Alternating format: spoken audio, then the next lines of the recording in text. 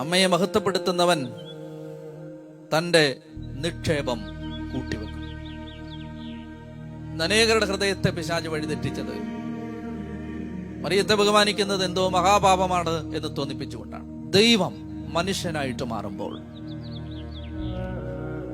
ദൈവം ഒരു മനുഷ്യരൂപമെടുക്കുമ്പോൾ, അഖിലാണ്ട പ്രപഞ്ചത്തെ മുഴുവൻ സൃഷ്ടിച്ച സർവശക്തനും സർവാധിപനും മനുഷ്യബുദ്ധിക്ക് അഗ്രാഹ്യനുമായ, മനസ്സിലാക്കാൻ പറ്റാത്തത്ര മഹാ ഔന്നത്യത്തിൽ വസിക്കുന്ന ആ ദൈവം മനുഷ്യനാകുമ്പോൾ, ആ ദൈവത്തിന് വന്ന് പിറക്കാൻ ഏറ്റവും നല്ലതായി ദൈവം കണ്ട ഒരു ഉദരം ഈ അമ്മയുടെ ഉദരമായിരുന്നെങ്കിൽ, ഈ ലോകത്തിൽ ദൈവത്തിന് ഇറങ്ങി വരാൻ ഏറ്റവും നല്ലതെന്ന് തോന്നിയത് ഈ വ്യക്തി ആയിരുന്നെങ്കിൽ, ആ വ്യക്തി എത്രയോ ഔന്നത്യമുള്ള ഒരാളാണ്. ആ വ്യക്തി എത്രയോ ഉയരത്തിൽ നിൽക്കുന്ന ഒരാളാണ്. ആ വ്യക്തിയെ നിന്ദിക്കുന്നത് പരിശുദ്ധാത്മാവിനെതിരെ ദൂഷണം പറയുന്നതിന് തുല്യല്ലേ?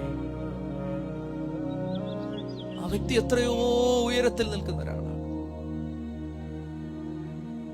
നമ്മുടെ വീട്ടിൽ ജോലിക്ക് വരുന്ന ഒരാളെ പോലെയോ, വഴിയിൽ പിച്ചയച്ചുകൊണ്ടിരിക്കുന്ന ഒരു സ്ത്രീയെ പോലെയോ പുച്ഛിച്ച് അവരെ പോലും പുച്ഛിക്കരുത്. പക്ഷെ അവരെ കാണുന്നത് പോലെ, അല്ലെ അവരെ പുച്ഛിക്കുന്നത് പോലെ, ഡീഗ്രേഡ് ചെയ്യുന്നത് പോലെ, സ്വർഗം ഇത്രയും മഹാ ഔന്നത്യം കൊടുത്ത് ഉയർത്തിയ മഹിളാരത്നത്തെ നിന്ദിക്കുന്നവർ എത്രയോ വലിയ പാപത്തിലാണെന്ന് ഹൃദയവേദനയോടെ ഞാൻ നിങ്ങളെ അറിയിക്കുകയാണ്. പാപമാണ്, മഹാപാപമാണ്. ആ പാപത്തിൽ ആരും പെടും. ക്രിസ്തുവിന്റെ അമ്മയാണ്. എന്റെ അമ്മയെ പറഞ്ഞാൽ എനിക്ക് നോവും. അങ്ങനെയാണെങ്കിൽ തമ്പുരാന് ജന്മം കൊടുത്ത അമ്മയെ പറഞ്ഞാൽ അവന് നോവുമെന്ന് എന്റെ പരിശുദ്ധ അമ്മയെ മാനിക്കാത്ത സഹോദരങ്ങളെല്ലാം അറിയണമെന്ന് ഞാൻ ആഗ്രഹിക്കുന്നു. എന്റെ അമ്മയെ പറഞ്ഞാൽ ഞാൻ സഹിക്കില്ല. എന്റെ അമ്മയെ പറഞ്ഞാൽ ഞാൻ സഹിക്കില്ല. എന്റെ അമ്മയെ പറഞ്ഞാൽ ഞാൻ സഹിക്കില്ല. അങ്ങനെയാണെങ്കിൽ ദൈവം തൻ്റെ പുത്രനെ പ്രസവിക്കാൻ തിരഞ്ഞെടുത്ത ഈ അമ്മയെ നിന്ദിക്കുന്നത് പാപമല്ല, മഹാപാപമാണ്. ചെറിയ പാപമല്ല, വലിയ പാപമാണ്. അനുദപിക്കണം, ഏറ്റുപറയണം. ഒരിക്കലും നിന്ദിക്കണം. സ്വന്തം അമ്മയെ ബഹുമാനിക്കുന്നവർക്ക് മാതാവിനെ ബഹുമാനിക്കാൻ പറ്റും. ലൂക്കാസ് വിശേഷത്തിലാണ് 1-ാമത്തെ അധ്യായം 26 മുതലുള്ള വാക്യങ്ങളിൽ, 6-ാം മാസം ഗബ്രിയേൽ ദൂതൻ ഗലീലയിൽ നസറത്ത് എന്ന പട്ടണത്തിൽ ദാവീദിന്റെ വംശത്തിൽപ്പെട്ട ജോസഫ് എന്ന പേരായ പുരുഷനുമായി വിവാഹ നിശ്ചയം ചെയ്തിരുന്ന കന്യകയുടെ അടുത്തേക്ക് ദൈവത്താൽ അയക്കപ്പെട്ടു. അവരുടെ പേര് മറിയം എന്ന് ആയിരുന്നു. ദൂതൻ അവളുടെ അടുത്ത് വന്ന് പറഞ്ഞു, ദൈവകൃപ നിറഞ്ഞവളെ സ്വസ്തി, കർത്താവ് നിന്നോട് കൂടെ. എന്താണ് ഈ വചനത്തിന്റെ അഭിവാദനത്തിന്റെ അർത്ഥം എന്ന് അവൾ ചിന്തിച്ചു. ദൂതൻ അവളോട് പറഞ്ഞു, മറിയമേ, നീ ഭയപ്പെടണ്ട. ദൈവസന്നിധിയിൽ നീ കൃപ കണ്ടെത്തിയിരിക്കുന്നു. നീ ഗർഭം ധരിച്ച് ഒരു പുത്രനെ പ്രസവിക്കും. നീ അവന് യേശു എന്ന് പേരിടണം. അറിയാവുന്ന ഭാഗങ്ങളാണ്. ദൂതൻ വന്ന് ഈ അരുളപ്പാട് കൊടുക്കുമ്പോ ഈ പെൺകുട്ടി ആലോചിച്ചു നോക്കുന്നത് ഇത് എങ്ങനെ സംഭവിക്കും. അവിടെ നിങ്ങൾ എൻ്റെ ഒപ്പം നിൽക്കണം. ഇനി നിങ്ങൾ വേഗത്തിൽ പോകരുത്, ബാക്കി ഭാഗങ്ങളിലേക്ക് നിങ്ങൾ ഓടരുത്, നിൽക്കുക. ഒരു പെൺകുട്ടി ചോദിക്കുകയാണ്, ഇത് എങ്ങനെ സംഭവിക്കും? ഞാൻ പുരുഷനെ അറിയുന്നില്ല. ഹ്യൂമൻ ലോജിക്ക് വെച്ച് പറഞ്ഞാൽ ഒരിക്കലും നടക്കാത്ത ഒരു കാര്യം. ഞാൻ പുരുഷനെ അറിയുന്നില്ല. ഇവിടെ ഒരു കാര്യം നിങ്ങൾ ശ്രദ്ധിക്കേണ്ടത്, ഈ പെൺകുട്ടി ജോസഫ് എന്ന പുരുഷനുമായി വിവാഹ നിശ്ചയം കഴിഞ്ഞ പെൺകുട്ടിയാണ്. സാമാന്യ ബുദ്ധി കൊണ്ട് ചിന്തിച്ചാൽ ഈ വിവാഹ നിശ്ചയം കഴിഞ്ഞ് ഒരു കൊല്ലത്തിനിടയിൽ ഈ കല്യാണം നടക്കും. കല്യാണം നടക്കുമ്പോൾ ഇവർ തമ്മിൽ ഭാര്യാഭർത്തൃ ബന്ധം ഉണ്ടാകും. സ്വാഭാവികമായും ഈ പെൺകുട്ടി ഗർഭിണിയാവും. അപ്പോ 1-2 കൊല്ലത്തിനിപ്പുറം നടക്കാനുള്ള ഒരു കാര്യത്തെക്കുറിച്ചാണ് ആവണം ദൂതൻ പറഞ്ഞതെന്ന് എന്തുകൊണ്ട് ഇവൾക്ക് മനസ്സിലായില്ല? അതാണ് എന്റെ ചോദ്യം. സ്വാഭാവികമായും വിവാഹ നിശ്ചയം ചെയ്തിരിക്കുന്ന ഒരു പെൺകുട്ടിയോടാണ് ഒന്ന് പറയുന്നത് ഒരു കുട്ടിയുണ്ടാവും എന്ന് പറയുമ്പോൾ നാളെ ഉണ്ടാവും എന്നതിനർത്ഥമില്ല. പ്രത്യേകിച്ച് അബ്രഹാമിന്റെ ഒക്കെ ജീവിതം പരിശോധിച്ചാൽ അബ്രഹാമിന് ഇപ്രകാരം ഒരു ദൂതൻ ഒരു അരുളപ്പാട് കൊടുത്തിട്ട് കുട്ടിയുണ്ടാവുന്നത് 25 വർഷം കഴിഞ്ഞിട്ടാണ്. തിരുവെഴുത്തുകൾ അറിയാവുന്ന ഒരു പെൺകുട്ടിക്ക് ഇപ്രകാരം ദൂതൻ വന്ന് പറഞ്ഞാൽ ഒരു കുട്ടി ഉണ്ടാവും, അത് നാളെയോ അടുത്ത മാസമോ 10 മാസം കഴിഞ്ഞോ ഉണ്ടാകുമെന്നാവണമെന്നില്ല. ചിലപ്പോൾ 1 കൊല്ലം കഴിഞ്ഞ്, 2 കൊല്ലം കഴിഞ്ഞ്, 5 കൊല്ലം കഴിഞ്ഞ്, 10 കൊല്ലം കഴിഞ്ഞ്. ഇത് ദൂതാണ്, ഇത് വാഗ്ദാനമാണ്. വാഗ്ദത്തം പെട്ടെന്ന് ഇടുപിടിയെന്ന് നിറവേറണമെന്നൊന്നുമില്ല. എന്റെ സംശയം, എന്റെ ചോദ്യം, അങ്ങനെയാണെങ്കിൽ കല്യാണ നിശ്ചയം കഴിഞ്ഞ് കല്യാണം ഉറപ്പിച്ചിരിക്കുന്ന, വിവാഹം 100% നടക്കാൻ പോകുന്ന ഒരു ഭർത്താവായി ഒരാളെ ഹൃദയത്തിൽ സ്വീകരിച്ചിരിക്കുന്ന ഒരു പെൺകുട്ടി പറയുകയാണ്, ഇതെങ്ങനെ നടക്കും? ഞാൻ പുരുഷനെ അറിയുന്നില്ല. അപ്പൊ അതിന്റെ അർത്ഥം ഞാൻ പുരുഷനെ അറിയില്ലെന്ന് ഒരാജന്മ വ്രതം എടുത്തിട്ടുണ്ട്. അതാണ് അതിന്റെ അർത്ഥം. എന്തുകൊണ്ടാണ് പരിശുദ്ധ കത്തോലിക്ക സഭ പരിശുദ്ധ അമ്മയെ നിത്യകന്യക എന്ന് വിളിക്കുന്നത്? ആജീവനാന്തം തന്റെ വിവാഹ ജീവിതത്തിന് ശേഷവും കന്യകാത്വം പാലിച്ചു കൊള്ളാമെന്ന് പരസ്പരം സമ്മതിച്ച് തീരുമാനമെടുത്ത് കുടുംബജീവിതത്തിലേക്ക് പ്രവേശിക്കുന്ന ആളുകൾ ആ നാളുകളിൽ ഉണ്ടായിരുന്നു. അതുകൊണ്ടാണ് പൗലോസ്ലീഹയൊക്കെ പറയുന്നുണ്ട്, സഹോദരിയായ ഒരു സ്ത്രീയെ, കന്യകയായ ഒരു സ്ത്രീയെ കൊണ്ടു നടക്കുന്ന കാര്യത്തെ, സഹോദരിയായ ഒരു സ്ത്രീയെ കൊണ്ടു നടക്കുന്ന കാര്യത്തെ കുറിച്ച് പറയുന്നു. മറ്റൊരിടത്ത് പറയുന്നുണ്ട്, ഒരുവന് തന്റെ കന്യകയോട് സംയമനത്തോടെ പെരുമാറാൻ പറ്റുന്നില്ലെങ്കിൽ അവൻ അവളെ വിവാഹം കഴിക്കട്ടെ. എന്നാൽ ഒരു എന്ന് പറഞ്ഞ അർത്ഥം എന്താണ്? ഒരു പെൺകുട്ടിയെ കന്യകയായി തന്നെ സൂക്ഷിച്ച് അവരുടെ സംരക്ഷണ ചുമതല ഏറ്റെടുത്തിരുന്ന പുരുഷന്മാർ, അങ്ങനെ ഒരു പതിവ് ഉണ്ടായിരുന്നു. അപ്പോൾ ആജീവനാന്തം ഞാൻ കന്യകയായിരിക്കുമെന്ന് കർത്താവിന്റെ സന്നിധിയിൽ പ്രതിജ്ഞ ചെയ്ത ഒരു പെൺകുട്ടി, അവൾക്ക് മാത്രം അറിയാവുന്ന ആ രഹസ്യത്തിന്റെ മുകളിൽ ചവിട്ടി നിന്നുകൊണ്ട് ചോദിക്കുകയാണ്, എങ്ങനെ സംഭവിക്കും? ഞാൻ പുരുഷനെ അറിയുന്നില്ല എന്ന് പറഞ്ഞാൽ പുരുഷനെ അറിയാൻ ഒരിക്കലും സാധ്യതയില്ല. പുരുഷനെ അറിയാൻ പോണില്ല. പുരുഷ സംബന്ധമില്ലാതെ ഞാൻ എങ്ങനെ ഗർഭിണിയാവും? നടക്കില്ല, ഒരിക്കലും നടക്കില്ല. വിദൂര സ്വപ്നങ്ങളിൽ പോലും സംഭവിക്കുമെന്ന് കരുതാൻ വയ്യ. ഒരിക്കലും നടക്കില്ല, സംഭവിക്കില്ല. ഇംപോസിബിൾ, അസാധ്യം, അസാധ്യം. എങ്ങനെ നടക്കും? എങ്ങനെ നടക്കും? പറ. നടക്കില്ല, നടക്കില്ല, നടക്കില്ല, നടക്കില്ല, നടക്കില്ല. 1000 തവണ നടക്കില്ല. ദൂതൻ പറഞ്ഞു നടക്കും, നടക്കും. ഒരു കാരണവശാലും നടക്കില്ലെന്നോ നടത്തില്ലെന്നോ ലോകം പറഞ്ഞത് നടത്താൻ ഇറങ്ങി വരുന്ന ഒരാള് നിന്റെ മേൽ വരും. എന്നെ കേൾക്കുന്ന പ്രിയപ്പെട്ടവരെ, മനസ്സുമടുത്ത ആരെങ്കിലും ഈ ദിവസം ദൈവത്തിന്റെ വചനത്തിന് കാത് കൊടുക്കുന്നുണ്ടെങ്കിൽ, നടക്കില്ലെന്ന് ഒരുപാട് പേര് നിന്നോട് പറഞ്ഞ 100 കണക്കിന് കാര്യങ്ങൾ നിന്റെ അക്കൗണ്ടിൽ ഉണ്ട്. നടക്കും, നടത്തും. നടത്താൻ പറ്റുന്ന ഒരുത്തൻ ഇറങ്ങി വരും, ഇറങ്ങി വരും. മറിയം ചോദിച്ചു, ഇതെങ്ങനെ സംഭവിക്കും? ഞാൻ പുരുഷനെ അറിയുന്നില്ല, അറിയില്ല, അറിയാൻ പോണില്ല.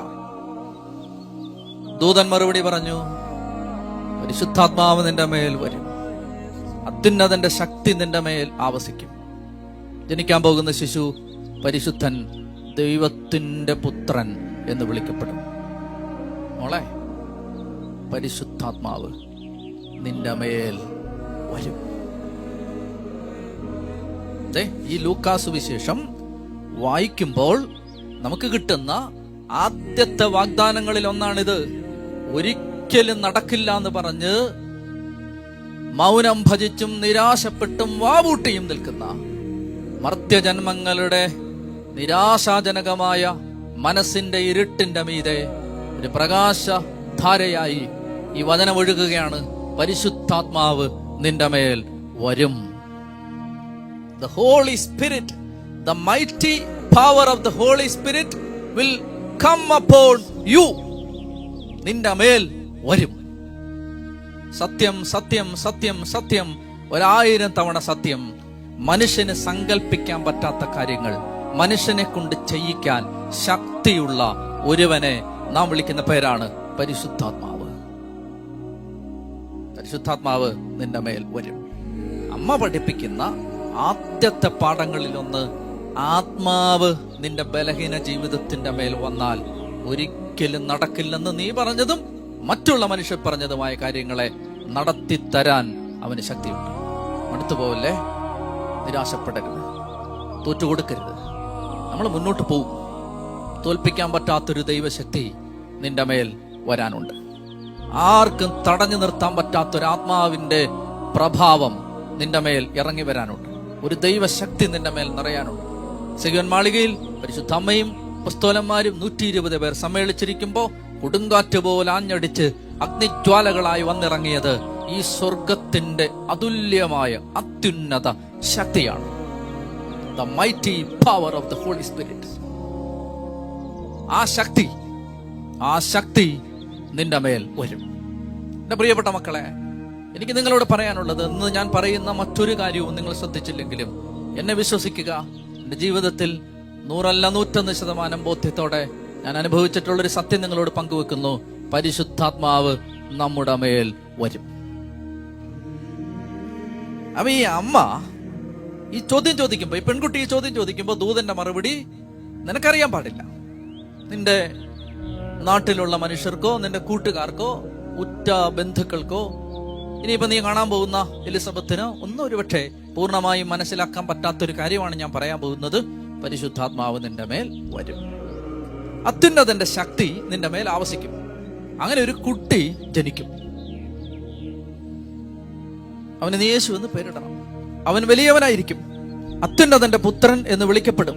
അവന്റെ പിതാവായ ദാവീദിന്റെ സിംഹാസനം ദൈവമായ കർത്താവ് അവന് കൊടുക്കും. യാക്കോബിന്റെ ഭവനത്തിന്മേൽ അവൻ എന്നേക്കും ഭരണം നടത്തും. അവന്റെ രാജ്യത്തിന് അവസാനമുണ്ടാവുകയില്ല. മറിയം ദൂതനോട് പറഞ്ഞു, ഇതെങ്ങനെ സംഭവിക്കും?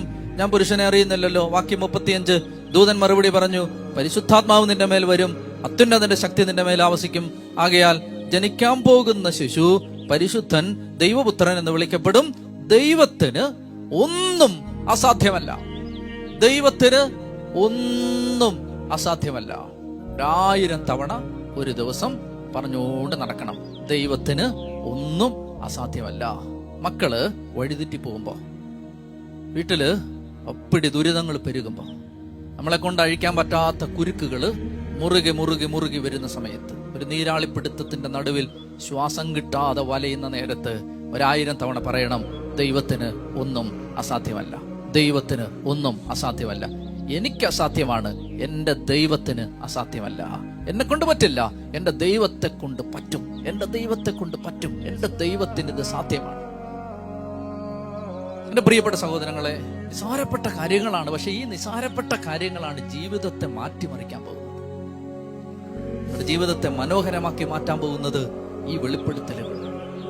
പരിശുദ്ധാത്മാവ് നിന്റെ മേൽ വരും, ദൈവത്തിനൊന്നും അസാധ്യമല്ല. അപ്പൊ ഇത് ഈ അമ്മയിലേക്ക് ഇങ്ങനെ ഒരു ബോധ്യം വന്ന് നടന്നു. ഇനി നിങ്ങൾ കേൾക്കുക, ഒരു വചനമാണിത്. നമ്മള് ഈ നന്മ നിറഞ്ഞ മറിയമേ എന്ന പ്രാർത്ഥന ചൊല്ലുന്ന സമയത്ത് പലപ്പോഴും ജീവിതത്തിൽ ഒരിക്കലെങ്കിലും നമ്മൾ ഈ ചൊല്ലുന്നവരൊക്കെ ചിന്തിച്ചിട്ടുണ്ടാവും, കർത്താവേ, എന്തിനാണ് ഇതിങ്ങനെ ആവർത്തിച്ച് പറയുന്നത്? നിങ്ങൾ നന്നായിട്ട് ശ്രദ്ധിക്കുക. എന്തിനാണ് ഇത് ആവർത്തിക്കുന്നത്? ഒരു പ്രാവശ്യം പറഞ്ഞാൽ പോരെ? പോട്ടെ, ഒരു 10 തവണ പറഞ്ഞാൽ പോരെ? എന്തിനാണ് ഇതിങ്ങനെ ആവർത്തിച്ചുകൊണ്ടിരിക്കുന്നത്? നന്മ നിറഞ്ഞ മറിയമേ, കൃപ നിറഞ്ഞ മറിയമേ, സ്വസ്തി, കർത്താവ് നിന്നോടുകൂടെ. എന്തിനാണ് ഇത് ആവർത്തിക്കുന്നത്? ഞാൻ നിങ്ങളോട് പറയട്ടെ, ഈ വാക്കുകള് ആവർത്തിക്കുന്നത് എന്തിനെന്ന് ആരെങ്കിലും നിങ്ങളോട് ചോദിച്ചാൽ, അല്ലെങ്കിൽ നിങ്ങളുടെ ഹൃദയത്തിൽ സംശയം ഉണ്ടായാൽ, ഉത്തരം ഇതാണ്. അതായത് ഈ വാക്കുകൾ പുതിയ നിയമത്തിന്റെ ആരംഭത്തിൽ ഒരു പെൺകുട്ടിയുടെ കാതുകളിലേക്ക് പ്രവേശിച്ചപ്പോ അവിടെ വയറ്റിന്ന് തമ്പുരാൻ പുറത്തു വന്നു. അതാണ് ഇതിന്റെ പ്രാധാന്യം. ഈ വാക്കുകൾ ഒരു സാധാരണ നസറത്തിലെ ഒരു കൊച്ചു യഹൂദ പെൺകുട്ടിയുടെ കാതുകളിലേക്ക് കയറിയപ്പോ അവരുടെ ഉദരത്തിൽ ദൈവം വന്ന് പിറന്നു. നിസാരാണെന്നാ നിങ്ങൾ കരുതിയത്? നിസാരമാണെന്നാ നിങ്ങൾ കരുതിയത്? കൃപ നിറഞ്ഞ മറിയമേ, സ്വസ്തി, കർത്താവ് നിന്നോടുകൂടെ, നീ സ്ത്രീകളിൽ അനുഗ്രഹീത, നിന്റെ ഉദരഫലം അനുഗ്രഹീതം, പരിശുദ്ധ മറിയമേ, തമ്പുരാന്റെ അമ്മേ, പാപികളായ ഞങ്ങൾക്ക് വേണ്ടി പരിശുദ്ധാത്മാവിന്റെ നിറവിൽ, ആത്മാവിന്റെ ശക്തിയിൽ ദൂതൻ വന്ന് പറഞ്ഞത്, എലിസബത്ത് പറഞ്ഞത് രക്ഷയുടെ ആരംഭ വചനങ്ങളാണ്. ഈ വചനങ്ങളാണ് പുത്രന്റെ ജീവന്റെ നാളം അമ്മയുടെ ഉദരത്തിൽ കൊളുത്തിയത്. പവർ ഉണ്ടാ വാക്കിന് പവർ. നിന്റെ ജീവിതത്തിന്റെയും നിന്റെ കുടുംബത്തിന്റെയും നിന്റെ സമൂഹ ജീവിതത്തിന്റെയും തലവര തിരുത്താൻ ശക്തിയുള്ള രക്ഷയുടെ ആരംഭ വചസ്സുകളാണത്. അത് പറയാൻ മടിക്കല്ലേ, പറഞ്ഞുകൊണ്ട് നടക്കണം. കൃപ നിറഞ്ഞ മറിയമേ സ്വസ്തി, കർത്താവ് അങ്ങയോട് കൂടെ. അപ്പൊ ഈ ആരംഭ ഭാഗത്ത്, നമ്മൾ ഈ ആദ്യ ഭാഗത്ത് കാണുന്നത് ഈ വാക്കുകളാണ്. ഈ വാക്കുകൾ അവിടെ കാതിലോട്ട് കയറി. ആ വാക്ക് അവള് സ്വീകരിച്ചു. അവള് പറഞ്ഞു, ഇതാ ഞാൻ കർത്താവിന്റെ ദാസി, നിന്റെ വചനം പോലെ നടക്കട്ടെ എന്ന് പറഞ്ഞാൽ, I say amen to your word. I say yes to the word of God almighty. I say yes. വചനത്തിന് അവൾ ആമേൻ പറഞ്ഞു. യെസ്, ഞാൻ ഈ വചനം സ്വീകരിക്കുന്നു. ഇത് കർത്താവിന്റെ വചനമായിട്ട് ഞാൻ സ്വീകരിക്കുന്നു. അതവിടെ കാതി കയറി അവരുടെ ഉദരത്തിൽ ചെന്നു. ദൈവം അവളിൽ വന്ന് ജനിച്ചു. ഇതെന്നിൽ സംഭവിക്കും, നിങ്ങളിൽ സംഭവിക്കും. നമ്മളിലൂടെ ക്രിസ്തു പുറത്തു വരണമെങ്കിൽ നമ്മുടെ അകത്ത് ദൈവത്തിന്റെ ശക്തിയുള്ള വചനം കേറി ഇറങ്ങി വസിക്കണം. എലിസബത്തിനെ കാണുന്ന സമയത്ത് എലിസബത്ത് പറയുന്ന ഒരു വാക്യം, 45-ാമത്തെ വാക്യം 1:45, കർത്താവ് അരുളി ചെയ്ത കാര്യങ്ങൾ നിറവേറുമെന്ന് വിശ്വസിച്ചവൾ ഭാഗ്യവതി. എന്താണ് ഈ പെൺകുട്ടിയെ ആ നാളുകളിൽ ജീവിച്ചിരുന്ന മറ്റേത് യഹൂദ പെൺകുട്ടിയിൽ നിന്നും വ്യത്യസ്തയാക്കിയത് എന്ന ചോദ്യത്തിന് ഒറ്റ ഉത്തരവേ ഉള്ളൂ: കർത്താവ് അരുളി ചെയ്തതെല്ലാം നടക്കും എന്ന് അവൾ വിശ്വസിച്ചു. കണ്ണും പൂട്ടി ഈ പുസ്തകം, ഈ വചനം, ഇത് കണ്ണും പൂട്ടി വിശ്വസിച്ചിട്ട് അവൾ പറഞ്ഞു, ഇതിനകത്ത് എഴുതപ്പെട്ടതെല്ലാം നടക്കും. സുവിശേഷങ്ങളിൽ എവിടെയെങ്കിലും അവൾ രംഗത്ത് വന്ന് ഞാൻ യേശുവിന്റെ അമ്മയാണെന്ന അവകാശവാദവുമായി നിൽക്കുന്നത് നിങ്ങൾക്ക് കണ്ടുപിടിക്കാൻ പറ്റില്ല. മറഞ്ഞിരുന്നൊരു സ്ത്രീ അപ്പം വർദ്ധിപ്പിച്ചപ്പോ അവള് വന്ന് മുമ്പിൽ ഒരു കസേരയിട്ട് ഇരുന്നില്ല. അത്ഭുതം ചെയ്തപ്പോ അതെന്റെ മകനാണെന്ന് അവകാശവാദം പറയാൻ ഈ സ്ത്രീയെ നിങ്ങൾക്ക് കാണാൻ കിട്ടില്ല. ആകെ ഒരു സമയത്താണ് പിന്നീട് ഈ അമ്മ പ്രത്യക്ഷപ്പെടുന്നത്. അത് മകൻ കുരിശുമെടുത്തുകൊണ്ട് ആരുമില്ലാതായ ഒരു യാത്രയിലാണ് ഈ അമ്മ അവന്റെ പിന്നാലെ പോകുന്നതും കുരിശിന്റെ ചുവട്ടിൽ കരഞ്ഞുകൊണ്ട് നിൽക്കുന്നതും. മകന്റെ പ്രതാപകാലത്തോ മകൻ അത്ഭുതം ചെയ്ത് നടക്കുമ്പോഴോ മകനെ കുറിച്ച് ആളുകൾ നന്മ പറയുന്ന ജനാവലിയുടെ നടുവിലോ ഒന്നും അവകാശവാദവും പറഞ്ഞ് ഈ സ്ത്രീ പ്രത്യക്ഷപ്പെട്ടിട്ടില്ല എന്ന് നിങ്ങൾ അറിയണം. അവൾ എന്ത് ചെയ്തു? കുരിശിന്റെ ചുവട്ടിൽ മാത്രം നിന്നു. സഹിക്കാൻ വേണ്ടി മകന്റെ കൂടെ നിന്നു. അവന്റെ കണ്ണുനീര് തോരാതെ പെയ്യുന്ന ഒരു മധ്യാഹ്നത്തിൽ അവന്റെ കുരിശിന്റെ പിന്നാലെ കരഞ്ഞുകൊണ്ട് നടന്നു. ഒടുവിൽ അവൻ മരിച്ചു കിടക്കുമ്പോ വാടിത്തളർന്ന ചെമ്പിന്തണ്ട് പോലെ തളർന്നു കിടക്കുന്ന മകന്റെ മൃതദേഹത്തെ മാറോട് ചേർത്ത് കെട്ടിപ്പിടിച്ച് കരഞ്ഞു. ആരുമില്ലാത്ത സമയമാണത്, ആരുമില്ല. ആ സമയത്തൊക്കെ മാത്രം അവൾ പ്രത്യക്ഷപ്പെട്ടു. എനിക്ക് പറയാനുള്ളത്, എന്റെ പ്രിയപ്പെട്ട സഹോദരങ്ങളെ, അവൻ തന്റെ ദാസിയുടെ താഴ്മയെ തൃക്കൺ പാർത്തു. ഇപ്പോൾ മുതൽ സകല തലമുറകളും എന്നെ ഭാഗ്യവതി എന്ന് പ്രകീർത്തിക്കും. നമ്മൾ ഓർക്കേണ്ടത്, ഭാഗ്യം ചെയ്ത ഒരു സ്ത്രീ, ഇതിനേക്കാൾ മെച്ചപ്പെട്ട ഒരു സ്ത്രീയെ മാനവരാശിക്ക് പരിചയമില്ല. നമ്മുടെ അഭിമാനം എന്തെന്നറിയാമോ? അവൾ എന്റെ അമ്മയാണെന്ന് പറയാനുള്ള ഭാഗ്യം കിട്ടി. എന്റെ അമ്മ ലോകത്തിലെ ഏറ്റവും നല്ല സ്ത്രീയാണെന്ന് പറയാനുള്ള മഹാഭാഗ്യം കിട്ടിയവരാണ് ക്രിസ്ത്യാനികൾ. പലരും ആ ഭാഗ്യം അംഗീകരിച്ചിട്ടില്ലെങ്കിലും മഹാഭാഗ്യമാണ്. ഇത്ര പരമപരിശുദ്ധയായ, നിഷ്കളങ്കയായ, ലോകത്ത് ഒരു മനുഷ്യനും തുലനം ചെയ്യാൻ പറ്റാത്ത മഹാവിശുദ്ധിയുടെ ഔന്നത്യത്തിൽ ജീവിച്ചിരുന്ന, എളിമയുടെ നിറകുടമായിരുന്ന, അഹങ്കാരം തൊട്ടു തീണ്ടിയിട്ടില്ലാത്ത, പാപത്തിന്റെ കണിക പോലും ഇല്ലാത്ത ഒരു സ്ത്രീയാണ്, ഒരു പരിശുദ്ധ സ്ത്രീ രത്നമാണ് എന്റെ അമ്മ.